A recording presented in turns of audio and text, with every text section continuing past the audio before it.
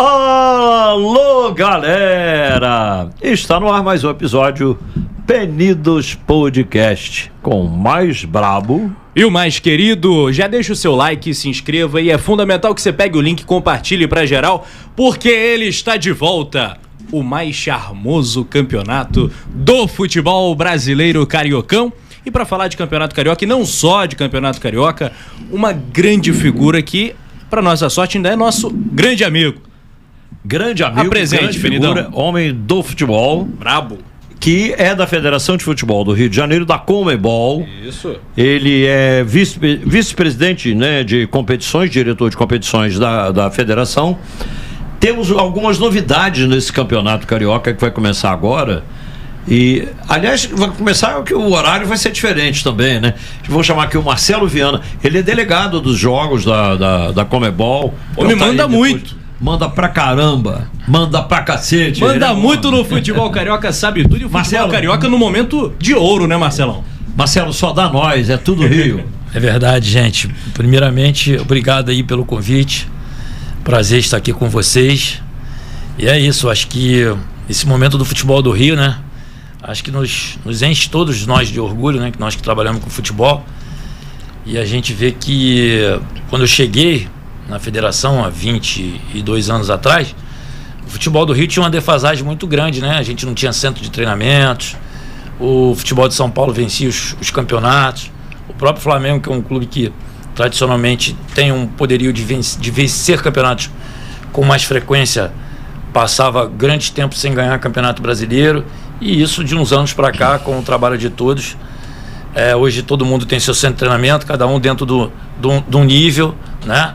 Mas um melhor, o outro um pouco mais abaixo, mas todos têm centro de treinamento para base e todo mundo performando, e o Vasco agora também nesse trilho, nesse caminho, e a gente fica muito feliz com isso. Maravilha. Marcelo, você, em geral, a galera que vai identificar você fisicamente, vê você ali no campo como delegado do jogo. O que o delegado do jogo faz? O que faz? Então, cara, o delegado, principalmente aqui na Conmebol e na Federação do Rio, o delegado ele tem alguns desafios, né? Como, por exemplo, coordenar uma reunião de planejamento de jogo, de segurança. E aí, nessa reunião, ele demanda, junto com os órgãos públicos, com a polícia militar, tudo que vai acontecer dentro do estádio, dentro do jogo, a expectativa de público, o horário de abertura dos portões, os fechamentos das vias públicas, área médica, quantas ambulâncias nós vamos ter, quantos médicos nós vamos ter, como é que vai ser o acesso do visitante, enfim. Antes do jogo, todas essas medidas, ela passa pelo acompanhamento do delegado, para ver que no caso é você. Que no caso sou eu, e algumas vezes também é o Marcos Vinícius e a Conmebol e a CBF tem outros delegados. Durante o jogo, passa por, desde chegar ao estádio, ver se tudo está sendo cumprido, ver se todas as observações e demandas que foram realizadas durante a semana em relação à organização do evento estão sendo cumpridas, se as ambulâncias estão no lugar, se tem as bolas, se o protocolo de início da partida vai ser cumprido, se as equipes chegaram no horário certo, se elas estão fazendo o aquecimento no lugar certo, quais são os bancos de suplente que as equipes vão ficar. Ele apoia a arbitragem em todos os aspectos que os árbitros precisam, o delegado estaria à disposição. E também quando ele detecta algum problema dentro do estádio, é ele que vai, junto à administração do estádio e aos órgãos públicos, tentar resolver esse problema. Além disso tudo, as demandas de jogo, né? Fatos extras que podem acontecer dentro de uma partida de futebol, como uma chuva muito forte que paralisa a partida, falta de energia elétrica. Então, em todos esses momentos, o delegado é que entra em ação para poder tentar resolver, ou pelo menos ser o elo de ligação entre a administração do estádio, o árbitro e outros envolvidos na operação. E como delegado do jogo, qual foi a situação mais inusitada, mais marcante, onde você se sentiu mais desafiado? Rapaz, teve um jogo Peñarol e Colón, que o Peñarol tinha uma... O jogo foi aonde? Foi lá no estádio do Peñarol. Campeão del Siglo. Campeão del Siglo. O Peñarol precisava ganhar o jogo por 3-0 E estava 2-0 o Peñarol até os 35 minutos do segundo tempo. O Peñarol buscando o terceiro gol. O Colón estava classificando. E só que o Peñarol, além de fazer os 3 gols, dependia de um resultado. E aí um resultado que não era favorável ao Peñarol aconteceu. A partir daí houve uma briga generalizada no estádio. Os torcedores do Peñarol jogando muitas coisas no Colón, do Colón devolvendo no Peñarol. E eu recebendo ligações da Conmebol, é a última rodada, precisamos completar essa partida. Eu falei, não, fiquem calmos que a gente está aqui trabalhando para que tudo esteja normalizado, para a gente dar a partida, continuar a partida, terminar a partida e sair do estádio em boas condições. O árbitro era o Daronco. E aí eu tive uma ideia. Que já dá uma segurança especial. Eu tive uma ideia, dar uma segurança especial. Eu tive uma ideia de falar com uma pessoa do banco de suplente, um oficial do Colón. Eu falei para ele, olha, vocês já estão classificados e se os seus torcedores continuarem a tirar, a arremessar o que jogam para eles, a gente não vai sair daqui e vocês podem ser punidos. Você poderia ir comigo conversar com um desses torcedores aí? Ele, não, vamos lá, isso num portunhol, no espanhol, né? Eu falo alguma coisa, não é? Sou um craque não, mas dá para arrastar. E aí nós fomos até onde estava localizada a torcida do Colón e o cara conversou lá com uma pessoa e a partir dali os torcedores foram mais para cima, pararam de arremessar. Com o tempo o Peñarol foi se acalmando e a gente conseguiu levar a partida até o final. E tivemos outras, como uma chuva muito forte em São Januário. Recentemente teve isso. Teve agora, mas essa foi pior ainda, foi um Vasco e Santos, acho que foi em 2015.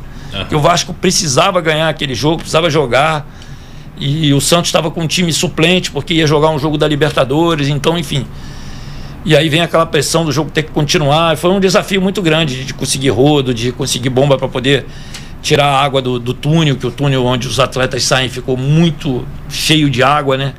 Enfim, são algumas partidas aí que nos desafiam.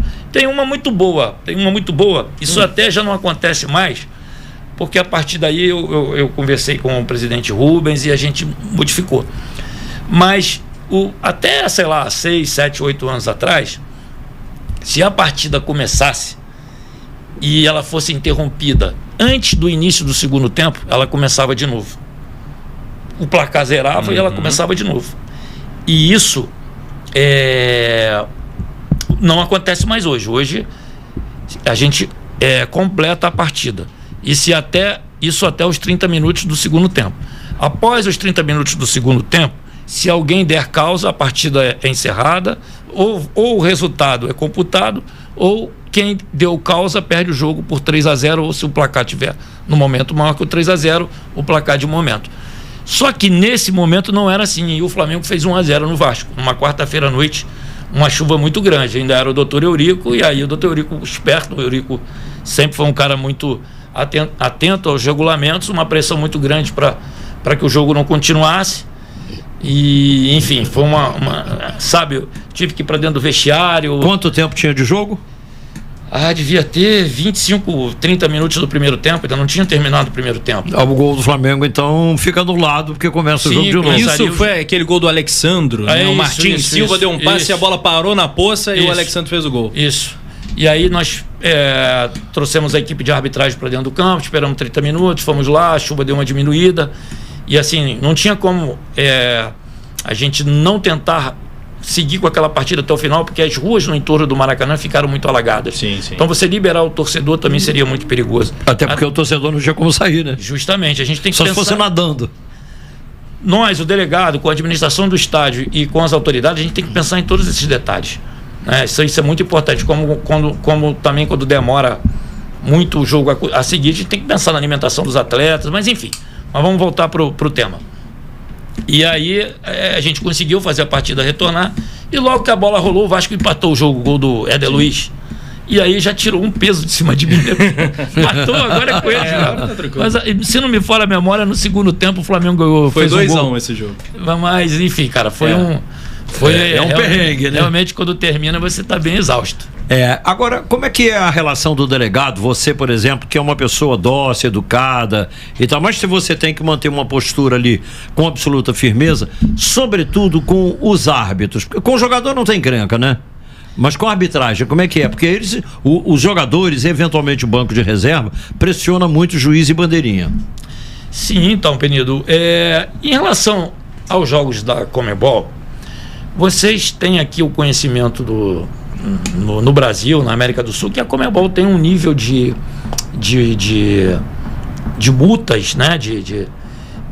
Dessa parte muito alta. Em dólar. E isso, cara, faz com que a gente tenha uma diminuição nesses atritos entre pessoal oficial de banco, treinador. É mais fácil você trabalhar nesse sentido num jogo da Conmebol. Você consegue administrar melhor essa parte. Aqui no Brasil a gente ainda precisa caminhar para esse sentido, né? Porque a gente nota que está aí tá muito difícil de você controlar os bancos de suplente, né? Todo mundo reclama por nada. No último jogo, agora na finalíssima da Copa do Brasil, o que o Corinthians fez de cera, de encebação, e o árbitro, o Wilton Pereira Sampaio, sobretudo, ele tem um estilo de arbitragem ele para o jogo a todo instante para conversar e tal. Não sei se é para ele respirar, ganhar fôlego, se ele fica cansado, se ele está mal fisicamente, eu não sei, não tenho a menor ideia do que é que acontece. Mas acontece. Isso aí é uma coisa recorrente. Você não tem como intervir nesse tipo de coisa. Agora, aqueles arranca-rabo, porque houve vários, né? Como é que, o que pode fazer? Você pode chamar o policiamento, intervir? Sim, então, é você ficar atento para que, se necessitar de ter alguma medida que você precise emanar alguma posição, você aplique, mas sim, efetivamente, nesse Vasco e Corinthians, não precisou de tomar nenhuma decisão. Eram o quarto e o quinto árbitro, tinham 2 árbitros reservas, e eles conseguiram ali, conseguiram, entre aspas, controlar. Agora, se perdeu muito tempo, realmente. Demais. Agora, isso, para quem está perdendo o jogo, é muito ruim. Terrível. Né? E como uma figura tão importante da Federação de Futebol do Rio, foi uma pena esse título ter escapado do futebol carioca. Não estou nem falando pro Marcelo CPF, estou falando pro Marcelo, que é um cara tão importante do nosso futebol. Foi uma pena pro futebol do Rio, porque talvez o Vasco seja aquele time que mais precise, né, de uma grande taça. Até mesmo no estadual, o Vasco dos grandes é aquele que está há mais tempo sem vencer, não vence desde 2016. Até falávamos sobre isso. Eu acho que, até pensando no Cariocão 26, o Vasco é o time que mais precisa do título. Você concorda com isso? E como é que foi viver aquele Maracanã daquele Vasco e Corinthians? Bom, precisar do título eu até concordo, mas os outros não vão concordar com a gente. Todo mundo quer. Mas sim, eu acho que foi uma pena o Vasco não ter vencido. O Vasco tem uma torcida muito apaixonada que vai a todos os jogos, que acompanha o clube. Eu costumo dizer que em São Januário tem 2 São Januários, os 20 mil que entram e os 20 mil que ficam lá fora, né? É mais ou menos isso aí a conta.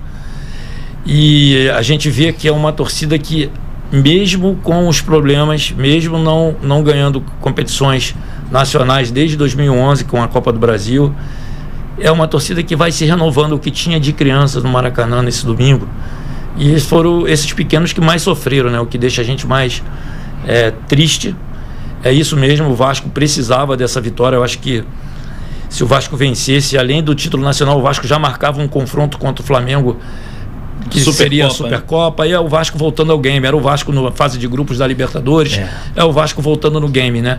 Então foi muito ruim o Vasco não ter vencido, mas, cara, lutou, foi lá, chegou. Ano passado veio na semifinal, não foi pra final por detalhe, um chute do Hulk lá que tirou o Vasco da final. Agora conseguiu. Então o Pedrinho, o pessoal dele tá fazendo um bom trabalho. A gente acredita que vai ser aí só o título é uma questão agora de tempo pro Vasco, eu acho também. Foi uma pena, mas assim, não pode abaixar a cabeça, agora é seguir. Até porque o Vasco botou 67 mil no jogo, pessoas, 67 mil pessoas no outro jogo, e A fila de espera estava no número 55.700 e não sei das coisas. Ou seja, se o Maracanã coubesse lá 120, 130, 150, era o público que o Vasco teria posto. Como antigamente punha, né? Os grandes botavam esses públicos. E com grandes arrecadações, né? Com grandes 6 milhões, 7 Se bem que a gente não vai 13, reclamar da arrecadação, que foi 13.214 a renda. Então, um jogo com o Fluminense foi 6, o outro foi 7 e pouco, e a renda da final foi 13 milhões. Eu quero te fazer uma pergunta que pode ser meio espinhosa, se você não puder responder. Bom, por exemplo, nós tivemos 13.214 milhões de renda. O Vasco ficou com 8 milhões e pouco. O custo da arbitragem, ele ficou em 158, 149 mais 9 mil de diárias. Diárias tudo bem, porque o cara vai ter que se hospedar de outro lugar e tal. Mas você não acha que está exagerado ter 11, 13 caras para arbitragem, não? Então, Luiz... No Carioca vai ter isso? Então, vamos lá por etapas responder a sua pergunta. Na Copa do Brasil tem uma diferença. Os clubes, eles pagam as passagens dos árbitros. As passagens dos árbitros de ida e volta, avião, elas entram no boletim econômico do jogo. Elas são subsidiadas pela renda do jogo. No Campeonato Brasileiro não, a CBF faz o aporte e paga, então elas não estão. Então, dentro desse montante também tem as passagens dos árbitros. E também as taxas dos árbitros, elas são bem mais generosas na final da Copa do Brasil. Acho que o árbitro ganhou 20 mil reais, se não me falha a memória. Para apitar tem o alguns jogo. Descontos, né? Tudo bem. Mas a taxa principal era... O cara que está na final, né, vai receber um valor maior. Assim, o VAR demanda um certo número de pessoas para trabalhar, né? Porque você tem que chegar lá antes, você tem que ver se está tudo funcionando. Durante o jogo é tecnologia, você tem a possibilidade da tecnologia falhar, então você tem que ter operadores técnicos para estar lá à disposição. Aí entra a figura de quality manager, de observadores de árbitro. Poderia dar para enxugar? Até poderia, 1, 2 a menos, mas eu acho que seria uma economia que não compensaria. Mas você tendo o árbitro, 2 auxiliares, 3, VAR 4, aí tem AVAR 5, assistente do VAR 6, o operador 7 já é um número, na minha cabeça, é um número que já resultaria. 13 eu acho um absurdo. Não, Luiz, não é não, sabe por quê?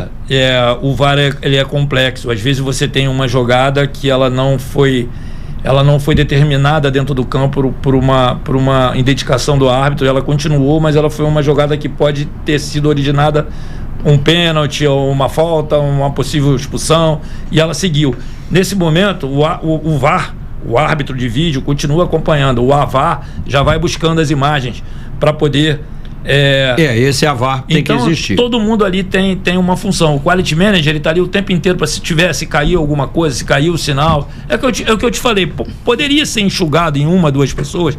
Talvez sim, mas talvez não compense. O montante economizado ia ser tão pequeno que talvez não compensasse. Custo-benefício não valeria a pena. Eu creio que sim. Em cima disso que você falou, houve no jogo, na última rodada, Botafogo e Fortaleza, Botafogo estava jogando para entrar na fase de grupos e o Fortaleza, se perdesse, estaria eliminado. Rebaixado.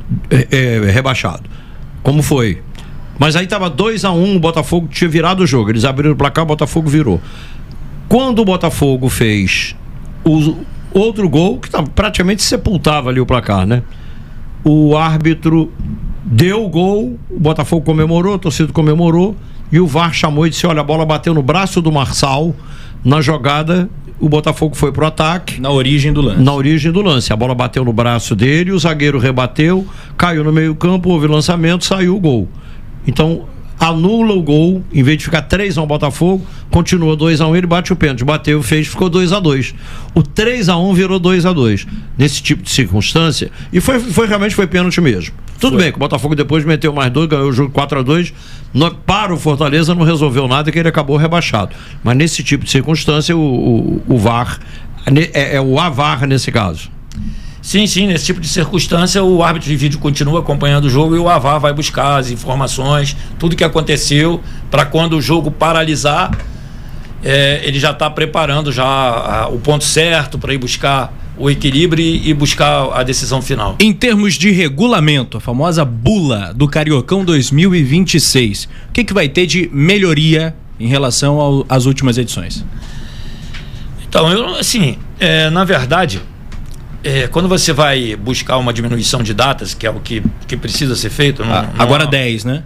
Então, quando nós tomamos a decisão de implementar esse modelo de campeonato, a CBF ainda não tinha se pronunciado em relação ao número de datas.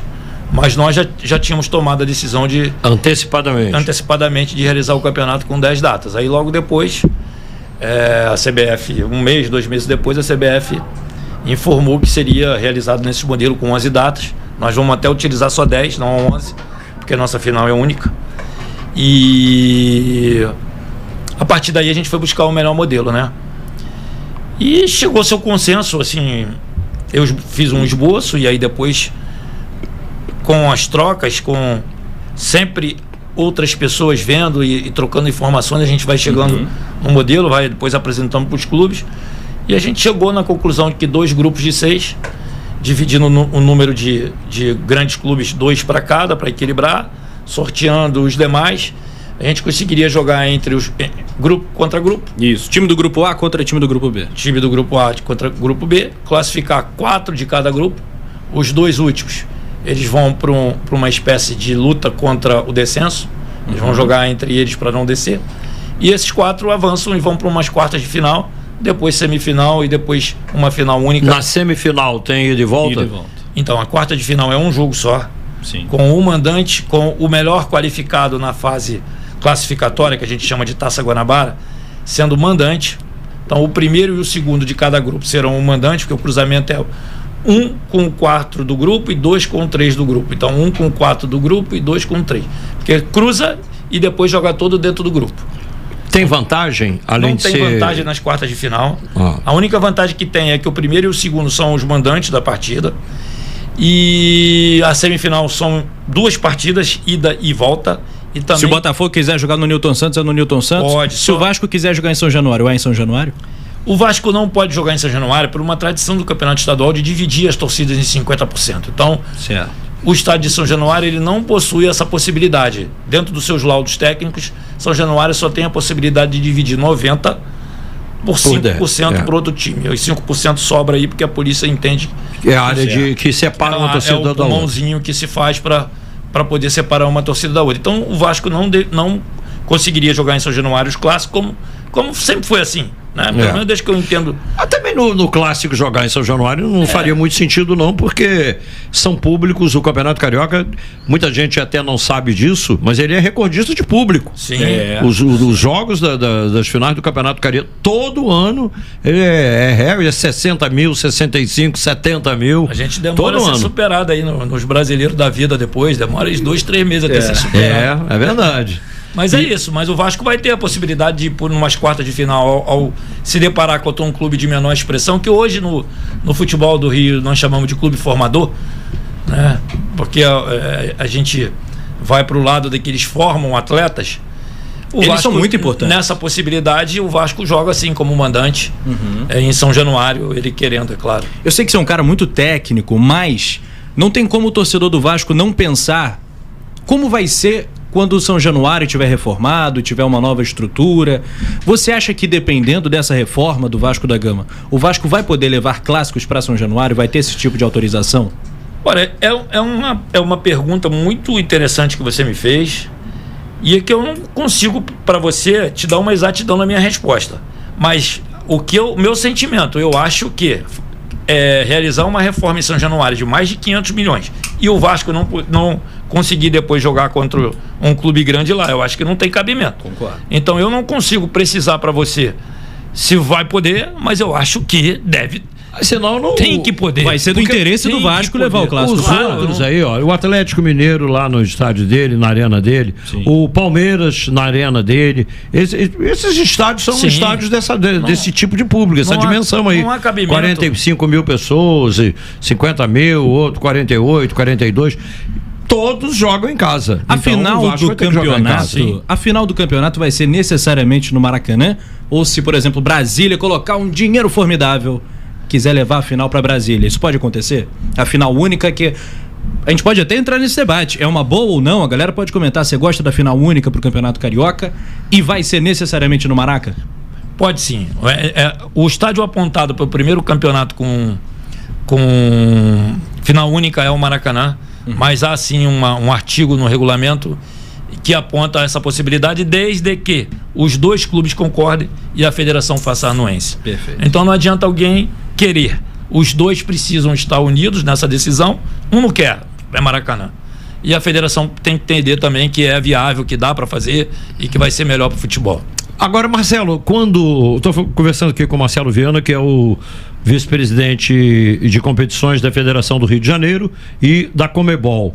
Marcelo, quando acontece, por exemplo, um jogo desse fora, digamos em Brasília, aqui a Federação do Rio de Janeiro, ela administra qualquer jogo realizado em solo fluminense, do estado do Rio de Janeiro. Qualquer jogo em São Paulo, Federação Paulista, em Minas, por aí vai. Quando você leva um jogo do Campeonato Carioca e joga ele, por exemplo, em Brasília, como é que fica a Federação Brasiliense? Ela participa junto conosco, junto com a FERJ, na organização do evento. Não pode ser de forma diferente. Está lá na jurisdição da federação, eles que têm o conhecimento lá, eles que têm o contato com as forças de segurança, então não tem outra hipótese que não seja eles estarem junto com a gente. Inclusive a partida só ocorre lá se eles autorizarem. Então, se a federação é consultada e se ela entender que não tem como realizar a partida lá, a partida não vai ser realizada. Aqui no Rio, por exemplo, um clássico, Flamengo e Botafogo. Se o jogo é no Botafogo, ele pede policiamento, ele que é o responsável, ele é o mandante. Se o jogo é no Maracanã, necessariamente é o Flamengo mandante, que providencia ele. Se o jogo for em Brasília, for sei lá, em Manaus, qualquer outro estádio, como é que fica esse tipo de coisa? Porque essa relação passa a ser pela federação local e não do clube, porque o Botafogo, Flamengo, Fluminense e o Vasco não tem relação com a Polícia Militar do Espírito Santo, do Rio Grande do Norte. Então, a grande maioria desses jogos tem um terceiro elemento, que são os investidores, quem compra o jogo, né? Então a federação tem um caderno de encargos do que eles têm que entregar para realizar um jogo fora, e os clubes e a federação produzem com esse investidor um contrato com todos os direitos e deveres e obrigações estabelecidas, e a partir daí a gente entra em contato sempre, a todo momento, com a federação local, e na grande maioria das vezes eu também mando 2 ou 3 pessoas da FERJ durante a semana para ir acompanhando, participar das reuniões com a Polícia Militar, pegar os laudos do estádio, enfim. Então todas as providências que são necessárias a gente faz durante a semana para que a decisão seja tomada com consciência e que a gente não tenha chegar lá o campo está ruim, chegar lá a iluminação está precária. Então, antes do contrato ser assinado, a gente toma todas essas observações para a decisão ser correta, ser acertada. Agora, temos uma novidade no campeonato de 2026, que é um pedido da TV Globo, que é pedido entre aspas, né? Porque compra os direitos de transmissão. Então, a partir do momento que ela paga, ela quer mexer na grade dela de acordo com a programação que melhor lhe convier. E ela fez uma mexida, né? E os jogos do Campeonato Carioca na sequência, serão não mais às 4 da tarde. O novo horário, o torcedor vai se acostumar. É até bom, né? Porque no calor de 40 graus, 45 graus, o jogo de 18 horas é um pouco melhor, né? Penedo e Rafa, na verdade isso é uma polêmica que se arrasta já há alguns anos, né? Porque o Grupo Globo sempre, tradicionalmente, utilizava os horários das 16 horas, e aqui em janeiro, especialmente no Rio de Janeiro, a temperatura é muito alta. Então, cada ano mais alto. Sempre aparecia o sindicato dos atletas, questionamento dos próprios jogadores, enfim. E graças a Deus, para essa edição do estadual, a TV Globo já se posicionou, e os horários a serem realizados de TV aberta são domingo, 18 horas, e quarta-feira, 21h30.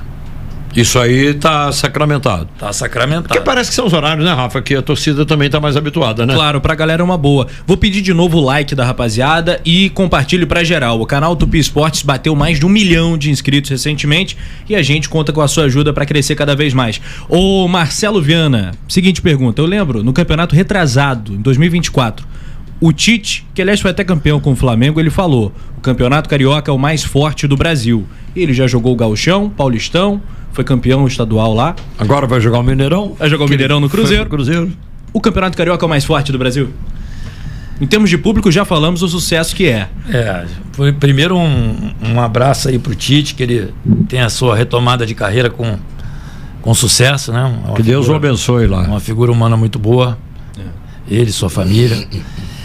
Cara, eu creio que sim, né? Eu acho que nós temos os 4 clubes mais com maior nacionalidade, podemos falar assim, do Brasil. Acho que os 4 são muito fortes no Brasil inteiro. Os 4 times mais nacionais do Brasil são os 4 grandes do Rio. São os 4 que vivem a melhor fase, né? Tanto que as últimas 4 Libertadores moram no Rio. Moram no Rio de Janeiro. Aprendeu a morar no Rio. Espero que em 2026 more outra vez. Então eu creio que além do charme, né, que a gente aprendeu a dizer, né, a todos os pulmões, que é o campeonato mais charmoso, o nosso campeonato é o mais competitivo, sim. E tem uma coisa que o Brasil inteiro não tem. Talvez Belém do Pará tenha, com Remo e Paysandu, né? Uhum. Que é o estádio com a torcida dividida, né, cara? Boa. Nenhum estado do Brasil, a não ser o Remo lá, quando joga lá em Belém do Pará, o Remo e o Pará dividem lá no Mangueirão. Ninguém tem esse duelo de torcidas que a gente tem aqui, com o estádio podendo ser dividido até 50% para cada lado. Isso realmente faz a diferença. Acho que é um grande trabalho que a gente faz aqui no Rio de Janeiro, junto com as forças de segurança, junto com o Ministério Público, de conseguir, nesses tempos tão difíceis, né, por matéria de violência principalmente, a gente conseguir ainda implementar jogos com 2 torcidas no estádio. Eu fico muito feliz com isso. Foi bom você falar nisso, porque eu quero parabenizar a Federação de Futebol do Rio de Janeiro pela organização, e você ter diretamente, o presidente Rubens Lopes, que comanda a federação, você nessa parte operacional, porque o que a gente tem no Rio de Janeiro, violência urbana, no jogo de futebol, em estádio nenhum tem tido problema. Existe a violência urbana, que é normal, entre aspas, mas não tem nada de normal, né? Mas que é a de rua. Tem assalto, tem isso, tem aquilo, tem... Enfim, essas coisas que nem compensa falar muito, porque é tão desagradável, mas que não tem nada a ver com o jogo, e dentro do jogo não tem. Inclusive o reconhecimento facial levou a prender bandidos e etc e tal. Então acho que o trabalho que a federação está fazendo nisso aí merece um like. Eu também acho, Luiz. Eu acho que não só a federação, como todos os envolvidos no futebol, como os clubes também, né? Como eu falei anteriormente, acho que 20 anos atrás a gente estava muito atrasado. Hoje a gente está na ponta da operacionalização, está na ponta do futebol do Brasil. Eu não tenho dúvida disso, e muito me orgulha mesmo a gente conseguir fazer esses jogos sem nenhum problema, sem violência, sem nenhum tipo de ação mais grave dentro do estádio, principalmente com as 2 torcidas podendo duelarem. Eu fico muito emocionado durante as partidas quando isso ocorre. Marcelo, o campeonato começa com os jogos, só os grandes aqui, né? O Fluminense e Madureira, Vasco e Maricá, o Flamengo Bangu e Botafogo Portuguesa. Esses jogos, não necessariamente os mandantes, mas são esses jogos. Na segunda rodada, tal, na terceira tem um clássico, Flamengo e Vasco. Eles já vão ter que jogar com o time principal, ou pode usar meninada ainda? Luiz, dentro da normatização do regulamento, a partir dessa terceira data, eles precisam jogar com os seus times principais. Mas assim, cara, é sempre muito difícil você entender qual é o time principal, né? Os elencos hoje, eles são grandiosos, em quantidade de atletas, enfim. O que a gente procura fazer é um compromisso de todos, para que em determinado momento a gente use o que se tem de melhor, né?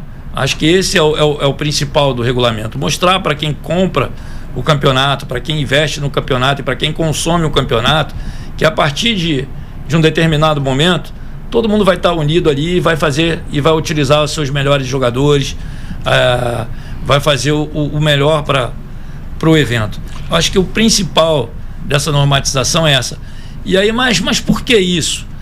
Porque o calendário exige que seja assim. O Vasco, por exemplo, encerrou o seu calendário no dia 21, né? 21 de dezembro.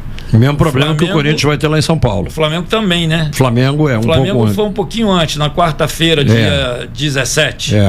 E encerrou estando no Catar. No Catar, tem uma viagem longa. Ainda tem que voltar. Então, cara, pelo calendário que é desenvolvido hoje no futebol brasileiro, para os estaduais existirem, a gente precisa ter esse tipo de liberação. A gente precisa ter um pouco mais de consideração com esses atletas e também dar aí um lastro para que eles possam, em 2, 3 rodadas, estar voltando e a gente fazer a melhor entrega possível para os torcedores e principalmente para quem investe no produto. O Flamengo é o time a ser batido no Campeonato Carioca 26? O atual bicampeão? Eu acho que não só no Campeonato Carioca, mas em todas as competições. Na América do Sul inteira, não? Pelo nível de investimento que o Flamengo tem, pelo que o Flamengo conseguiu nos últimos 10 anos. Que é o Carioca de número 40. É o Carioca de número 40. O Flamengo tem 39 títulos. O Flamengo até pouco tempo atrás, eu lembro, o Fluminense era o time com o Flu tem 33, o Vasco tem 24, o Botafogo tem 21. Se eu não me engano é isso. O América tem 7, o Bangu tem 2. O Vasco jogou alguns torneios a menos, né? O Vasco começou em 21. O Vasco começou depois dos outros, então, se você fizer a proporção... Até 2000 o Vasco tinha uma proporção até melhor que a do Flamengo, mas aí de 2000 para cá o Vasco realmente teve uma queda muito grande. O Flamengo meteu o chicote embaixo do braço, né? Isso aí, o Flamengo foi embora, até ultrapassou o Fluminense. Mas é isso. Mas o Vasco continua tendo o maior artilheiro da história do campeonato, que é Roberto Dinamite, com 284 gols. O segundo é o Zico, o terceiro é Romário. Mas o Romário fez gol pelo Vasco, pelo Flamengo e pelo Fluminense. O Roberto é um ídolo, né, cara? O Roberto é extraordinário. O Campeonato Carioca é pura tradição, né, Penidão? É bom. É o campeonato que eu mais gosto de ver, de trabalhar. Verão no Rio de Janeiro, aquele cenário, praia, sol, Maracanã, futebol. Lógico, esse é um cenário maravilhoso e ele também, a estação favorece. Se ela incomoda pelo excesso de calor, ela tem o charme do verão. Verdade. Né? E o verão numa cidade tropical como é o Rio, pô. E agora com os horários às 18 horas vai melhorar um pouco. Acho que esse horário para o futebol, ele, em termos do desgaste, né, térmico mesmo para os jogadores, acho que foi legal. Eu saúdo. Marcelo, pra gente concluir, sua trajetória no futebol, nos bastidores do futebol, é um foguete que não deu ré nunca mais, né? Quais são seus planos para o futuro e o que o torcedor pode esperar do Marcelo Viana? Então, eu vivo o momento, o dia a dia. Eu fui trabalhando, fui conseguindo ganhar espaço, principalmente credibilidade, né, cara? Acho que o mais importante é isso. Hoje as pessoas acreditam nos meus movimentos, nas minhas palavras, tanto a área de segurança, a Polícia Militar, Ministério Público, enfim, acredita na FERJ como um todo, né? E eu acabo sendo ali o cara que tem a liderança da FERJ nesse momento. Claro, existe o presidente Rubens, mas o cara que é escolhido para tocar esses temas sou eu. Então acho que eu ganhei ali uma credibilidade, ganhei muita experiência, ano a ano eu vou Você toparia em algum momento da vida topar o desafio de ser o presidente da Federação do Rio, Marcelo? Cara, só se o presidente Rubens Lopes quiser. E eu, assim, não tenho essa pretensão, não tá dentro do meu programa isso. Agora, pode chegar um momento que ele entenda, Marcelo, você vai ser o meu sucessor aí, eu vou trabalhar para que você seja. Aí sim, vou aceitar com muito gosto. Presidente agora, que nós estamos aguardando aqui, que é uma figura imensa do nosso futebol. Não, o presidente está de parabéns, ele conseguiu, porque afinal de contas é o seguinte, se der M, deu merda, quem é o culpado? Quem aparece o presidente. Deu tudo certo, parabéns pro presidente. O presidente é que mandou bem, né? Então, verdade. O Rubinho está de parabéns de ter recolocado o Rio de Janeiro na liderança técnico-financeira do futebol. Sim. O Rio é onde mais se arrecada, onde mais tem dinheiro, onde mais tem público, onde mais tem título. Rapaz, quem conhece o Rubens Lopes sabe da inteligência e da capacidade que ele tem, né, cara? Que o cara brabo. Ele é bem diferenciado, a inteligência dele é absurda e é um cara muito dedicado, ele trabalha mesmo, ele não tem feriado, não tem nada. É o maior presidente da história da FERJ? Rapaz, sim. Acho que em resultado, sim, né? Resultado e assim... Eu acho que ele superou o Otávio Pinto Guimarães, que tinha tido também uma performance muito boa, mas na presidência do Rubens Lopes o futebol do Rio cresceu ainda mais. Eu vou te dizer para mim, aonde ele ganha aí do Otávio. Eu acho que ele conseguiu ter mais credibilidade. Ele tirou a Ferg das páginas policiais e hoje a gente não ouve falar mais em outros assuntos do que não sejam a parte esportiva. Pode ter gente ainda que acha que a Ferg não trabalha direito, que tecnicamente não está. Mas hater vai existir isso sempre. Aí sempre vai ter, não porque faz jeito. Parte. As pessoas têm interesse político, as pessoas têm o direito de ter as pessoal. Agora, em relação à credibilidade, ao conceito de honestidade, ao conceito de melhoria, de comunicação, acho que a Ferg, hoje ela é muito potente. E ela melhorou muito nos últimos anos. Uma instituição honrada é realmente uma coisa que a gente trata como um patrimônio, né?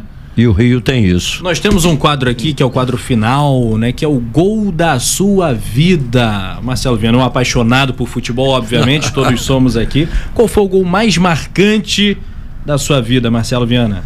Cara, eu vou falar para você que foram 5 gols. Que isso, cara? Pode isso, produção? Porra. E aí, Bruno Valentino? O Bruno fez e tá dado aval. Acho que vai deixar? Vai passar? Vai passar?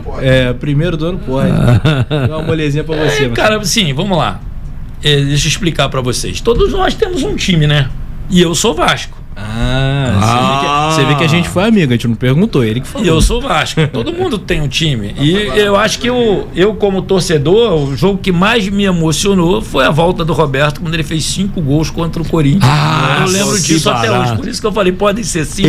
Foram aqueles 5 gols do Roberto. Alô, Vascaíno, quando o corintiano quiser zoar você manda aí o... Lembra que o Roberto Dinamite saiu do Barcelona de volta pro Vasco, saiu do Barcelona da Espanha, voltou pro Vasco e reestreou contra o Corinthians 5-0. O Roberto fez os 5 gols. Verdade. São os 5. São os 5. Nesse caso é válido. Botar os 5. Porque não dá pra escolher qual jogo. Não dá primeiro, pra escolher. Segundo, terceiro. Mas é legal que mesmo eu sendo vascaíno, eu tenho o respeito de todos os outros clubes. Inclusive eu sou sócio honorário do Flamengo. Então isso aí é bem legal. E assim, eu consigo trabalhar sem ser questionado. E é claro, também eu sou Vasco. Na verdade eu fui, né? Hoje eu tenho que fazer o trabalho de forma igual. O CPF é Vasco, o CNPJ é todos. Sim, hoje em dia inclusive os pequenos, os chamados pequenos. Sim, com certeza. O Madureira, o Maricá, o Português, o Bangu já é um pouquinho maior, mas o Maricá, Boa Vista, Nova Iguaçu, qualquer um, porque afinal de contas são células importantes do futebol. Eles são formadores, enfim, tem um papel social também. Além de esportivo. Na verdade, assim, se você parar para ter uma pesquisada na linha do tempo, eu acho que o futebol brasileiro como um todo, ele perde muito com o esvaziamento dos estaduais. O número de jogadores importantes e técnicos deixam de surgir. Um apagamento da história também, que existe, porque o Carioca já valeu mais do que título brasileiro. É pior do que hater, é um pessoal que não é comprado com dinheiro, não. Mas o pessoal que vai pra internet, que está sendo feio, o pobre coitado do idiota útil, o inocente útil, o idiota é uma palavra pesada, né? Mas é o inocente útil. Ele não percebe que quem está chamando de carioquinha, paulistinha, mineirinho, diminuindo o campeonato, ele não percebe que ele está sendo usado por dirigentes com outros interesses. E aí ele acredita, não, tem que acabar, o estadual isso, as pessoas não notam que isso aí é o interesse de empresários, de comerciantes, de quem quer ganhar dinheiro. Diz, ó, esse campeonato não é meu, ele acaba, pô, eu vou botar o meu aqui. Então, mas isso aí é muito difícil, né, até para defender. Se a gente for ficar falando aqui, cara, vai ficar mais 4, 5 horas, porque os problemas são grandes, né?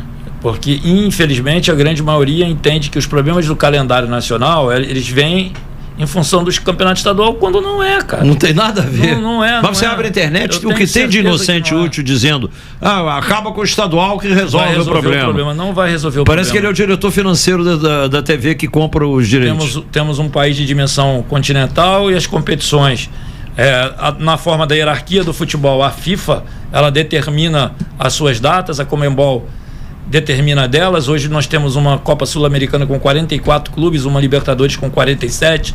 A Libertadores tem 3 fases antes da fase de grupo, depois tem 6 rodadas da fase de grupo, 2 de oitava, 2 de quarta, 2 de semifinal e agora só tem uma de final. A Sul-Americana a mesma coisa, com mais 2 datas que são os playoffs. Então isso consome o calendário. né? Lógico. E a gente tem eu fiz uma comparação outro dia da Sul-Americana, que o Vasco vai disputar esse ano. Tomara que ganhe, vou torcer muito. Forte, né? São Paulo, Grêmio, Vasco. Vem cheio de time grande. Acho que o River. Aí você. Não joga Libertadores. Não joga Libertadores o River.